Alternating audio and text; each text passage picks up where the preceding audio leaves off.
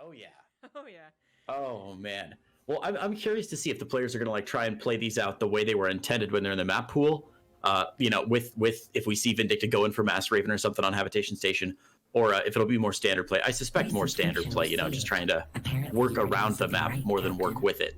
So it'll be really interesting to see what the guys go for here in our first game. I'm jazzed. Let's do it, man. Our first best of 3 is Vindicta versus Disc, and starting off on Habitation Station. Good God. In the top left is the blue Protoss. He is Root Disc. And his opponent in the top right-hand side in the red, our Terran player from Alpha X. It is Vindicta. So ZG, I know you're doing a lot of EU casting right now, covering a lot of the major events, a lot of Korean casting as well. How much time do you spend in the North American scene? How well do you know these players?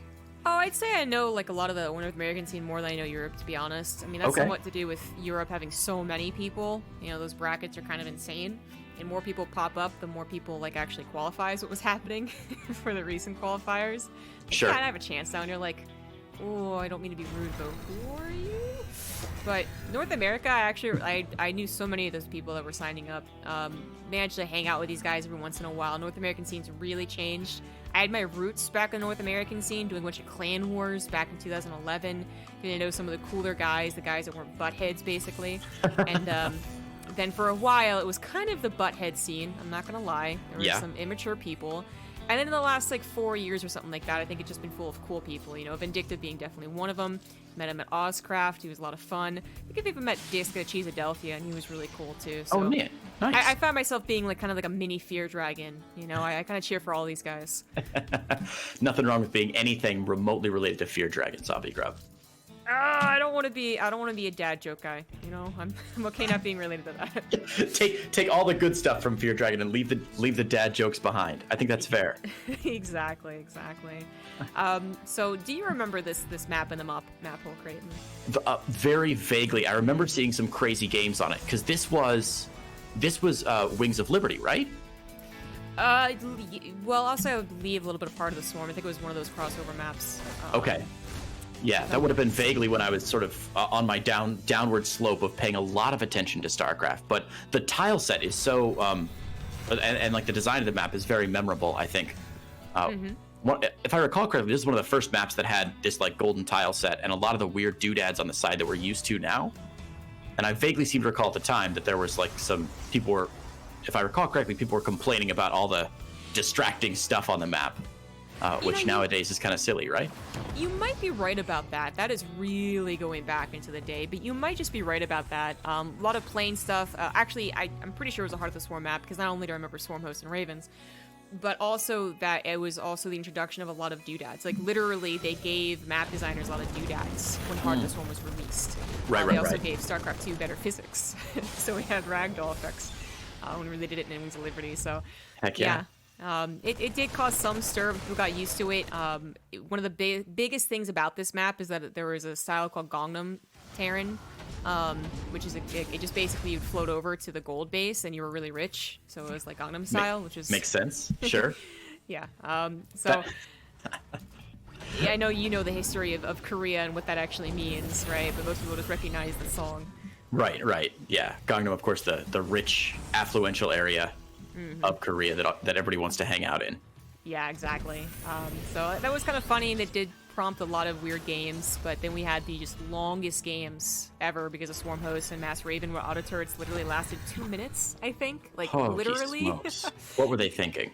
You had 50 auto turrets around this map, like scattered around the mini-map, and they just wouldn't go away. And you're like, okay.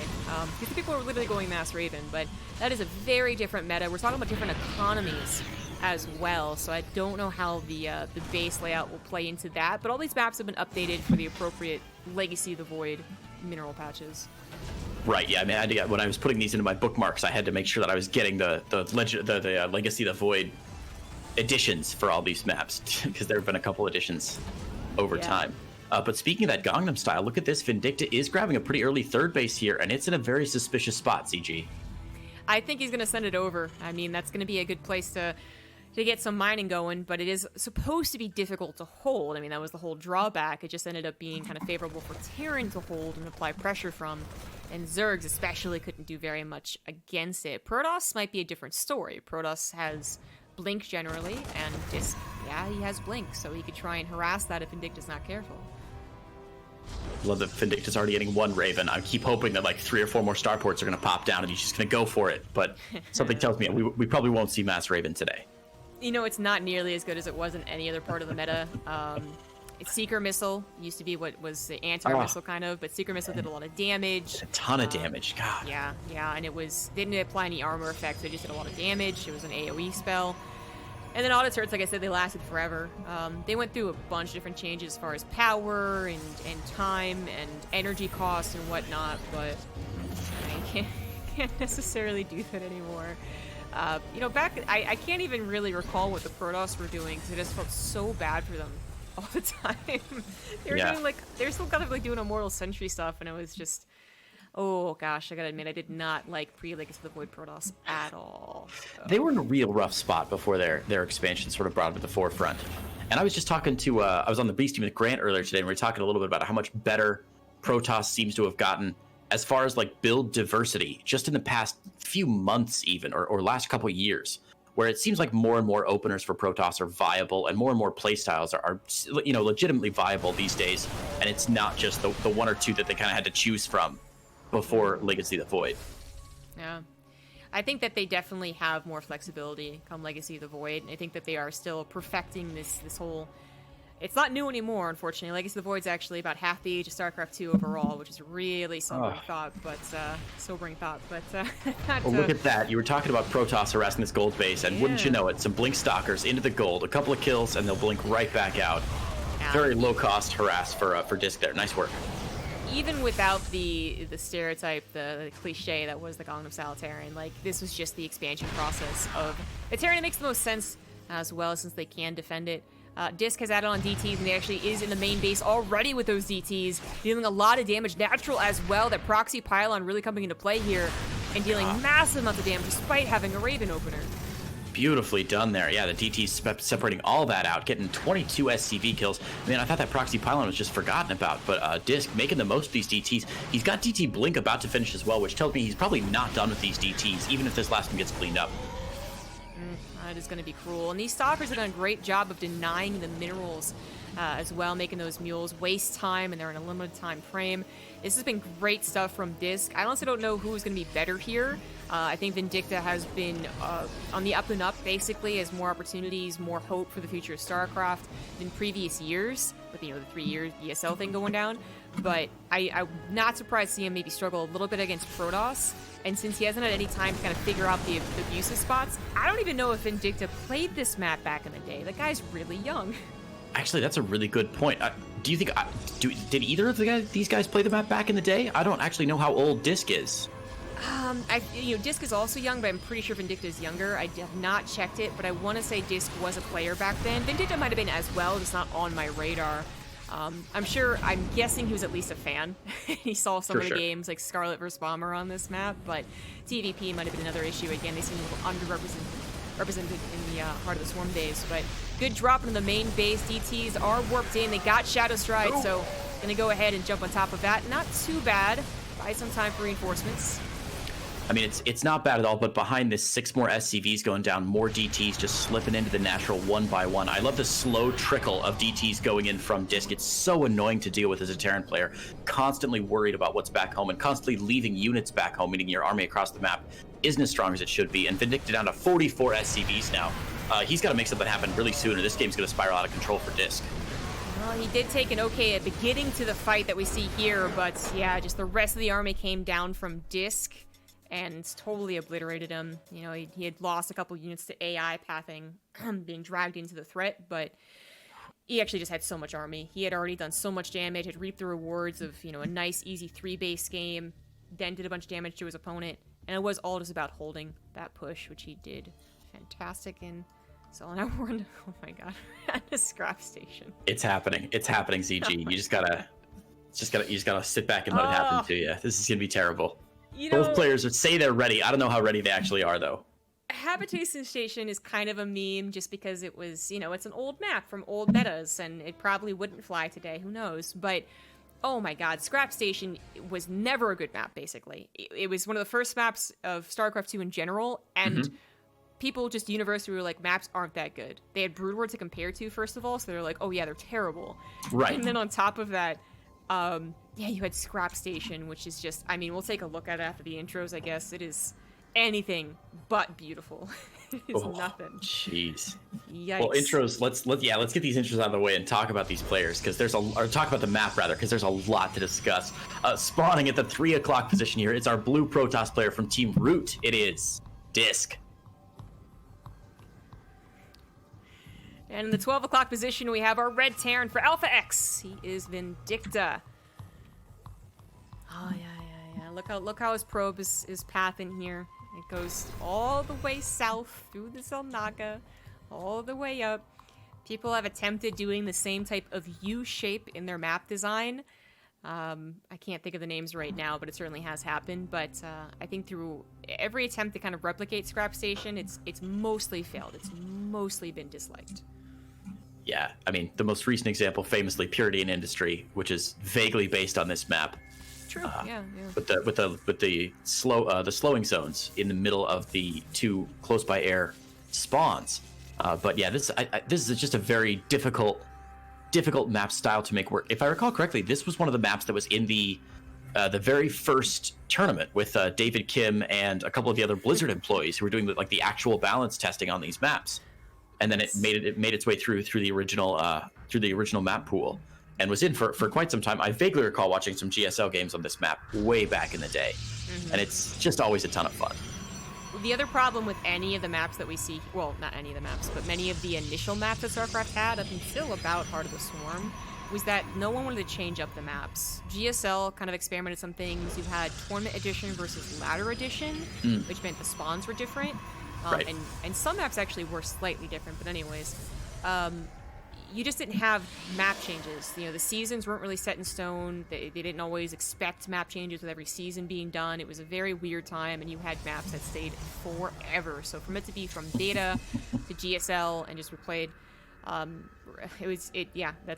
that was the case for a lot of maps back in the day. Tal'Darim Altar was the map to go to for so damn long. Oh, I'm a little amazed Tal'Darim Altar is not somehow in this map pool, but I guess we were saved by the grace of it not being named Tal'Darim Station. Yes, exactly. I do love going back to that map, though, and showing everyone, remember when you thought this map was big? Look at it. Look at it. It's not. So much to learn. A robo opening here from Vindicta it's got to be for Warp Prism play. This is the best part about doing on these weird maps is even if you didn't have any idea what the players' build orders should normally be, it doesn't matter because in these maps, who the hell knows what they're going to try, right?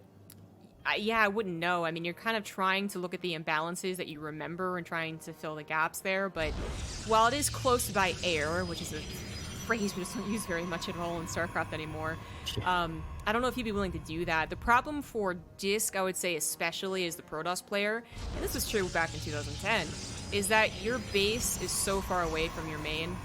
It gets really difficult to defend. It's really difficult to go to the third base. This is before StarCraft 2 went to third bases all the time. Way before then. So I don't know if you really want to play a macro game at all. And seeing Vindicta go for 3 racks, I actually really like that. could be a shorter game. Yeah, especially if you break down the rocks. It's actually a very short rush distance. And I guess true. the only downside from this build is that he doesn't get to tanks, which can be kind of abusive if you look around Disc's base here. But that's okay. He's going to have a lot of buy. He's going to have a lot of dropping power eventually when he builds up his medevac count. A lot of push and pull, which is going to be very difficult for Disc to hold. Quick robo here out of Disc. Interesting choice. Quick robo bay. Disruptors, Colossus. Man, it's as I said. Normally on a good map with a little more information, you can tell what the players might be going for, what might make sense. But honestly, I have no idea where the engagements might even happen on this map. Not just because I'm not as familiar with where the engagements historically happen, but because I don't know if the players are either. Historically, they would break down the rocks in the middle, okay, and go at each other's throats. But I'm with you. It was always an awkward map. Those sieges in the middle lasted forever, and it was partially because StarCraft players were much worse back then. It was also just difficult to break through each other's chokes. I mean, force fields, Colossus, what have you. But I am surprised Disc went for Colossus. I'm trying to see what he sees as a benefit here. I mean, besides being the literal only way to play Protoss, once upon a time, two-base Colossus defensive. Right. I don't know if it really... I would have expected more flexibility and more mobility to try and cover what is eventually going to be 3 bases very far apart from each other. So I wonder what's going through Disc's mind. Yeah, I definitely agree. I would have expected some gateways, maybe a Twilight with Blink, something that allows you to zip around the map. Because, yeah, if you guys haven't checked out this 3rd base yet, it's a hop, skip, and a jump away from your main. I mean, wow, that's like a rush distance on a modern map from your main to your 3rd here. Disc has a lot of area to cover. So, yeah, I agree. Colossus is an interesting choice. But behind this Forge, a couple extra gateways. Oh, no, sorry, still on 3 gates. Yeah, still on 3 gates. And, wow, what a crazy game this is so far already. I think they really are kind of confused. Like, we haven't seen, obviously I'm not putting question marks in the chat, but I don't know, I feel like we're going to see some different pacing from these 2 players, because they are still also figuring out the map. And there is definitely an effect when you're kind of figuring things out that interrupts your flow. So... I mean, if Disc rebuffs the first attack and has a safe, good number of Colossus, I'm talking 2 or 3, I could see him jumping over to the 3rd. But as Vindicta builds his medevac count, he really should just take advantage of that. Like, oh, you are going to play a macro game? Well, it's Drop City. Yeah, for sure. As soon as that 3rd goes down, I would think immediately Vindicta would spot it and head across the map. He's got a medevac scouting for the island base here. Oh man, I was really hoping there was an SCV loaded into that thing. No dice yet. What's the over under, ZombieGrub, on somebody taking that island base this game? It was not that popular. I would say the gold base down to the bottom left is actually more popular. Was whatever. So if it's going to be someone, it's probably going to be the Terran. Protoss will have trouble defending it, even though they can get a probe over there easier. I don't think we'll get that far though. Looks like Vindicta is not going to go for any drops. He's building a 3rd command center on the high ground of his 3rd. That's a weird sentence. How do you even describe? Yeah, how do you describe what the hell these guys? The high ground outside is natural, but it's not actually a base or a connection to anything else. It's just a random platform. It really is. I think I see what the initial designers were trying to play here, because I kind of remember what the initial StarCraft 2 games looked like, but oh boy. So if Vindicta just goes for a direct push, we're talking like lots of Vikings with a decent ground army, I feel like there's a lot of decent spaces to put your Vikings over. Like the entire middle of the map, for instance, is unpathable terrain for those stalkers. Right. Oh my god. He's got, I don't know if you see this, Vindicta has 8 SCVs loaded into his medevac here. The medevac down at the 11 o'clock right now. The scouting Phoenix is going to catch it, but what's he doing with his medevac, ZombieGrub? That could be an unanswerable question. He's trying to take this base, which is actually blocked by destructible debris, I think. So I don't know if he's taking that as his 3rd or he's already planning a 4th, but that's pretty crazy. Speaking of a 3rd, we just saw a killed Nexus from Disc. Killed Nexus. Oh, jeez. Yeah, that double drop doing a lot of work for Vindicta there. He's picked off that forward scouting pylon. He killed off that base. I thought it was a cancel as well, but dang. And that's gonna make Disc move out here. Look at this, moving out of his natural, going, I guess, to defend this 3rd location. Oh no, he's retreating. He's giving up. Wait. He's going back. He's changed his mind. Hang on. I mean, the thing is, it's like, good luck with that, man. Like, even if your army's over here, not only are you moving into a concavable area from the bio, although it's not all the bio, it actually could be cleaned up, you're also leaving that natural and main vulnerable, and there are 2 Liberators being sent north. I love what Vindicta did in his main. He was like, I know what could happen on this map. Wouldn't mind some missile turrets. No way is letting a Warp Prism in. And I like that, even though Disc didn't end up going for a Warp Prism. It's smart. Yeah, it's cheap insurance to, what could be a game-ending drop in your main if your army's out. Where Vindicta's army is now in the center of the map, and you just get a Warp Prism with 11 Zealots in it, what are you going to do? So I think it's worth it, especially on a strange, unfamiliar map. Vindicta has forgotten about these Liberators, but hopefully they'll pop in soon, because there ain't nothing in the main base at all. A couple Stalkers, but they look like they're going to be out of position soon as he moves to defend this 3rd base. Man, what a wacky game this is, CG. Yeah, Disc is this is one of the later 3rd bases for even a Colossus build, because it's just so difficult to take. But He pushes this back once. Maybe he can add on High Templars with the 6 gases, and then we're talking about a really good Protoss army. Double Liberators in the main can be so nasty to deal with. This guy actually has to spend a lot of time dealing with that. Once again, cancels his third base. But now maybe I don't know. I feel so frustrated as Disc. I just feel like this map is stupid. Like, to hell with it. Let's just move across the map.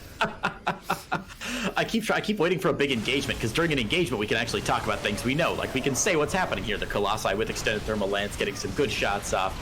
Good EMP onto the Stalkers here. That all feels like StarCraft to me. The rest of this feels like some weird, like, hide and seek in the dark with sunglasses on, because I have no idea what to expect these players to do. Yeah. I feel like Disc, again, like, they're both probably a little uncomfortable, but Disc has got to be the most uncomfortable. Vindicta even did something really cool, where he didn't even try to play this, like, tug of war that could have happened between their thirds.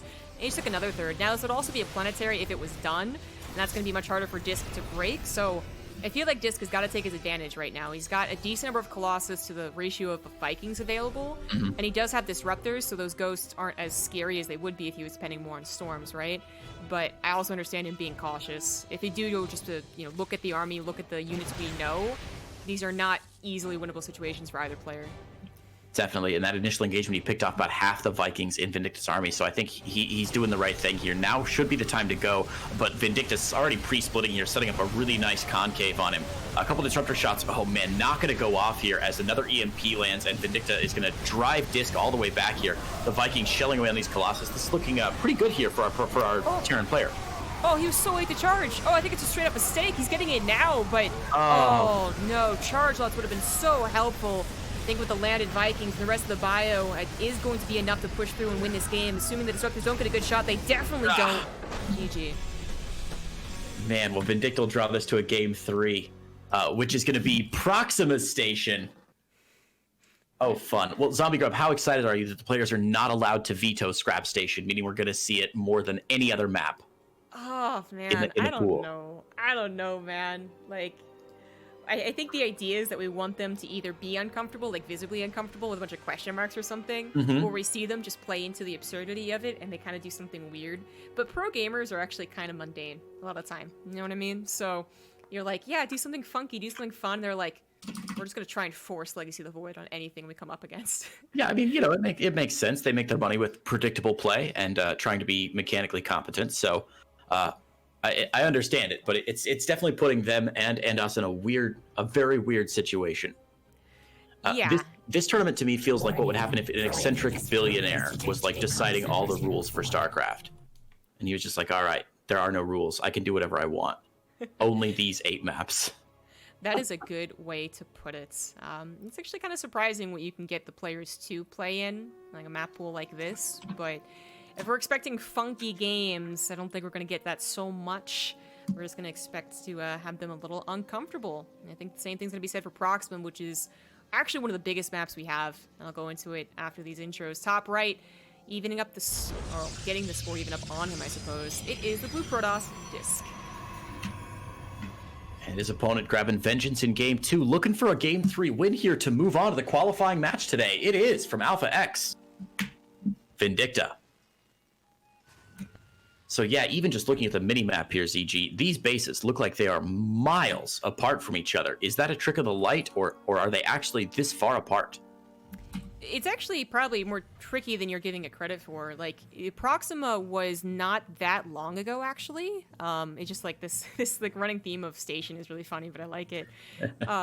Compared to a map like Scrap Station at the very least. It was not that long ago. It was one of our macro maps alongside 1 or 2 others, and it was actually kind of part of a kind of stale map pool if I remember correctly. But you have a safe base in the back, so even though it looks kind of far away, like, if you had to run your units back and forth, it's not. And your third base is obviously what looks like your natural. In a regular map is not that far away, right? So it's supposed to be easy 3 bases. And if you tear down these rocks, we're talking 3 base, Legacy of the Void, you generally have an army that can also defend the gold base. But there are some tricky other things about this map. Like if you notice back in what is actually the natural, where Vindicta's SCV is going, you got some rocks that you can break down, and there were a couple of people trying to abuse tank pushes that tried to make that work. It was actually pretty good if I remember correctly, but it's been a while. Interesting, interesting. Well, Disc gets a good bead on Vindicta's expansion timing, and Vindicta has seen the expansion for Disc as well. So both these players realize they're at least going to expand. No one-based nonsense on this map. ZombieGrub, are we done with pocket naturals forever in StarCraft 2? Is that concept just as old as time, or do you think there's a chance in the next map pool that a pocket natural might make a resurgence? You know, that's actually a very good question. So this was one of the safest pocket naturals you can have. We had other pocket naturals that were hanging, is what I'll describe them as in they were easily abused by mutas and drops. These were so protected that basically people were like, we're getting, as I said, I remember it being a very stale map pool, and I think Vindicta actually probably played during this time period, by the way. This proxy Stargate was so popular in this position. Good on him for checking. Grab that probe, though. Nice pickup for the Reaper. Yeah. But yeah, to answer your question, I think it is kind of a dead concept. You know, we don't want to actually support... I mean, the whole deal with Legacy of the Void, honestly, was that we didn't want to support turtling. Right. So I think it is a bit of a dead concept. Interesting. Well, I'm super excited to see what the players go for here. We got another robo opener for Disc. Again, interesting choice. As we said on Scrap Station, we kind of expected maybe him to play into a style that was a little bit more agile, a little more mobile. But a robo opener's probably not going to lend itself to, you know, immediate blink stalker player like a glaive to death where you can shade around and cause damage at more than one place at once. Is he going to go Colossus again here just because it seems to be the safe mid to long game option? Yeah, you brought up Resident Glaives, and he's getting flashbacks to early Legacy of the Void. Or the 200 armies with mostly glaives in them. Oh yeah, well that was a fun time when PvP was actually dependent on adepts and +2 adepts mattered. That was weird. Doesn't matter anymore. Fun days. I feel like I should be like drinking a good whiskey while I'm doing this, just like thinking back the good old days of this is crazy. Yeah, I think that actually sums up my feelings perfectly. Well, I mean, the whiskey would be a little more for forgetting some of those days, to be honest, because early adepts shit was so bad. But no, I do think maybe Disc just finds this as it's his way of playing where he's comfortable. It does look it's going to be a drop of some sort, which is fun. You do have some area around Vindicta's main that you can drop a Colossus or Disruptor in and then get out. So I actually like that choice. And then I do think it is a map that's supposed to lend itself to 3 bases easily. So very unlike Scrap Station, a Colossus or any Robo opener should probably be a lot better here. Yeah, this first Disruptor looks like Disruptor drops, I guess, from Disc here. That could be really interesting. I mean, you called the... You talked about the space in the main, and I was just re-looking at how enormous these main bases are. I mean, it's huge, so tall. It's the size of a base and a half nowadays. Yeah, you know, it's funny. It felt like map makers were kind of getting whiplash. I don't know how to explain it. Like, you'd have Proxima Station with so much space, and then you had heavy rain. Oh yeah, people remember that, where like it felt small but had so much blind spots, so many blind spots. And then there was Bridgehead. Was notorious for having no room for Terrans to build their stuff. God, I hated that map, but that luckily lasted like literally one season. Bridgehead! Oh my god, that one. I had to Wikipedia it really quickly. That one. I think that's back when like Brood Wars kind of Disruptor shot. Totally there it is. Vindicta without seeing.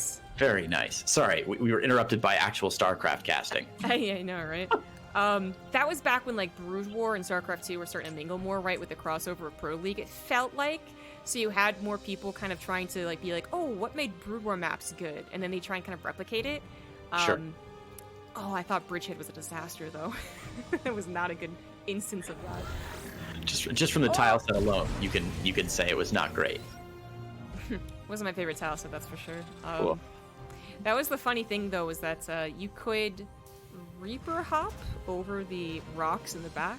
I remember. Oh, really? You know, yeah, there was some cool. You know, I don't know if you learned how to work or split. You must have, right? Because you did Wings of Liberty. But there are some things, those tiny little things, that make you just feel like a pro. You're just like, oh my god, I did it correctly. Like that was one of those things. That's great. Jeez. Stim forced out of Vindicta. They're trying to chase down that Warp Prism, but it is going to get away. There's plenty of room to run, and especially as he's got the Warp Prism speed finished up.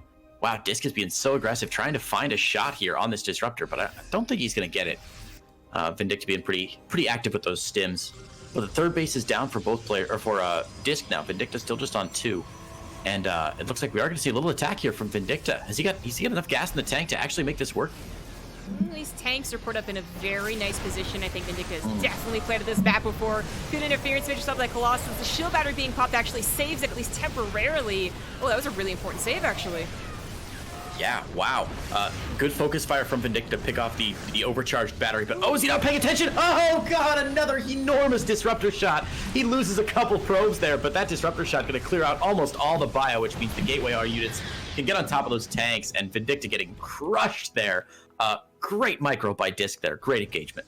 Yeah, that was Vindicta just looking away for a second, probably picking up units in these two medevacs, and that's what caused him to lose all of the units that were protecting the anchor, the tanks. The drop might be able to do some damage, maybe even stall out +1, which would continue giving Vindicta an upgrade lead. It's actually going to be really close on that one, but Disc is entirely out of position. A bit of a potential base trade coming through, because Disc is actually already on Vindicta's front door.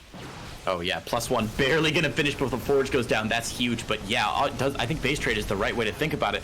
I think Disc probably has the advantage in the base trade here. His army slightly larger than Vindicta's right now, but if it does get really, really gross here, of course, Vindicta can always pick up. Oh god, we're not gonna see a draw, are we? Oh, I don't think so. I think Vindicta would tap out. This army is just way too good in his main base. The Liberator's coming out too late to actually help the ramp, and his drop was partially cleaned up by Colossus, or actually maybe it wasn't. He's actually unloading, so never mind. He's actually doing okay so far with this drop, but it just looks so tiny in comparison to what Disc has. Yeah, for sure. He was loaded up into his medevacs here. I think this is the second he had another drop that came over to connect the two of them here with 4 medevacs, but little by little these charge lots are starting to work. Charge lots? No, regular zealots are starting to work down the bio army from Vindicta and Disc. Looks like he's cleaning everything out. Vindicta trying to flee for his life here, but not able to save too much besides a couple barracks, 1 command center, and it looks like a little bit of everything. But yeah, it's not going to be enough. I think Vindicta knows he is outgunned, and that's going to be it. Disc is going to take down Vindicta 2-1. Well played. I do think if we look at the maps, it makes sense that Vindicta won Scrap Station, but I can't even. They're such weird maps, dude. Like.